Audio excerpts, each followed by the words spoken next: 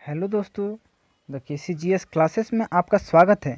आज हम लोग झारखंड में प्रमुख विद्रोह के बारे में जानेंगे, जिनमें सबसे पहला है ढाल विद्रोह। ढाल विद्रोह 1767 से 1771 ईस्वी तक चला था। इसके नेतृत्वकर्ता जगन्नाथ ढाल थे।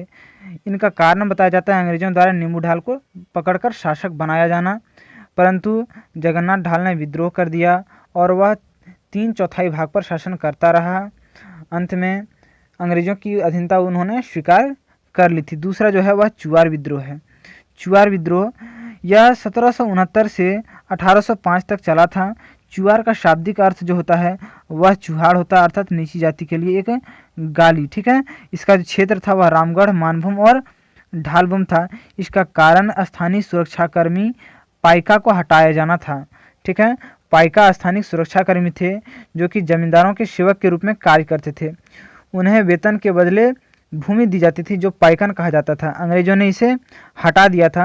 अंत में विद्रोह के कारण फिर अंग्रेजों ने इसे शुरू किया। इसके जो विद्रोही थे वह रघुनाथ महतो, विक्रम सिंह और मंगल सिंह थे।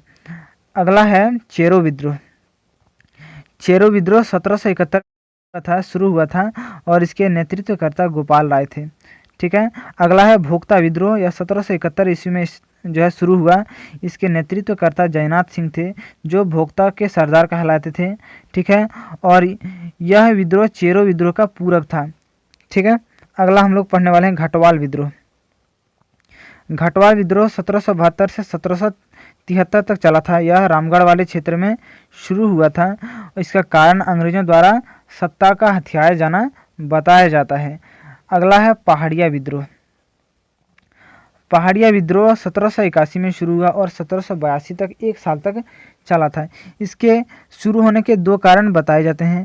पहला कारण जो था वह कंपनी द्वारा बाहरी लोगों को झारखंड के क्षेत्रों में बसाया जाना था और दूसरा कारण नागवंशी शासकों का अत्याचार था। ठीक है, इसके नेतृत्वकर्ता विष्णु मानकी और मोजी मानकी थे। अगला जो है वह तिल का आंदोलन है। तिल का आंदोलन 1784 से 1785 ईस्वी तक शुरू हुआ था, चला था 1 साल के बीच, और इसके नेतृत्वकर्ता तिलका मांझी स्वयं थे। अंग्रेजों की फूट डालो नीति के कारण तिलका मांझी ने आंदोलन शुरू कर दिया था। 1784 में ताड़ के पेड़ पर चढ़कर इन्होंने क्लीवलैंड को तीर से मार दिया। ठीक है, और अंत में इसे भागलपुर में बरगद के पेड़ पर फांसी दे दी जाती है। अगला विद्रोह है चेरो विद्रोह। यह 1800 ईस्वी से 1819 ईस्वी तक चला था। इसके नेतृत्वकर्ता भूखन सिंह थे और इसके दमनकर्ता कर्नल जॉन थे। यह पलामू के क्षेत्र में विद्रोह हुआ था। अगला है हो विद्रोह। यह 1820 से 1821 ईस्वी तक चला था। इसका कारण रोरो नदी के तट पर जनता से अंग्रेजों का युद्ध करना बताया जाता है और अंग्रेजी अधिकारी मेजर रफसेस थे जिन्होंने जनता से युद्ध किया था। अगला है कोल विद्रोह। कोल विद्रोह 1831 से 32 ईस्वी तक चला था। कोल विद्रोह, ठीक है, यह झारखंड का पहला सुसंगठित विद्रोह था। कोल विद्रोह को झारखंड का पहला सुसंगठित विद्रोह कहा जाता है।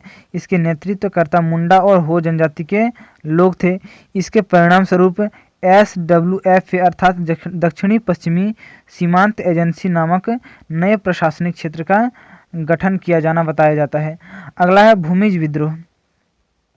भूमिज विद्रोह 1832 से 1833 ईस्वी तक चला था। इसके नेतृत्वकर्ता भूमिज आदिवासी थे जिसमें मुख्य गंगा नारायण थे। इसमें कहा जाता है, इस भूमिज विद्रोह के संबंध में गंगा नारायण के हंगामे के रूप में भी इसे जाना जाता है, भूमिज विद्रोह को। अगला है संथाल हुल विद्रोह। यह 1855 से 56 के बीच चला था। इस विद्रोह का नेतृत्व सिदो कानू और चांद भैरव नाम के 4 भाइयों ने किया था। यह संथाल परगना वाले क्षेत्र से संबंधित है। सिदो कानू ने यह घोषणा किया कि ठाकुर जी ने उन्हें निर्देश दिया है कि आज़ादी के लिए अब हथियार उठा लो। इस आंदोलन का दमनकर्ता मेजर वरो था। अगला जो आंदोलन है वह खरवार आंदोलन है। खरवार आंदोलन, इस आंदोलन का नेतृत्वकर्ता भागीरथ मांझी था। इस आंदोलन का नेतृत्व भागीरथ मांझी ने किया था। इसे भागीरथ मांझी का विद्रोह भी कहा जाता है। इसकी एक धारा सफाहोड़ आंदोलन भी था। सफाहोड़ आंदोलन का नेतृत्व लाल हेम्ब्रम अर्थात लाल बाबा ने किया था। लाल बाबा ने देश उद्धारक दल का भी गठन किया था। अगला जो है वह बिरसा आंदोलन अर्थात मुंडा उलगुनान। बिरसा आंदोलन 1899 से 1900 ईस्वी तक चला था। 1 साल के बीच बिरसा आंदोलन चला था। इसके नेतृत्वकर्ता स्वयं बिरसा मुंडा थे।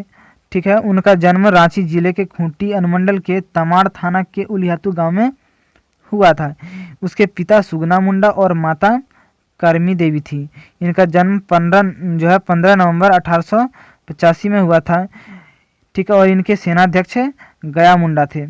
उसने ऐलान किया कि अबुआ राज एटे जाना महारानी राज टुंडू।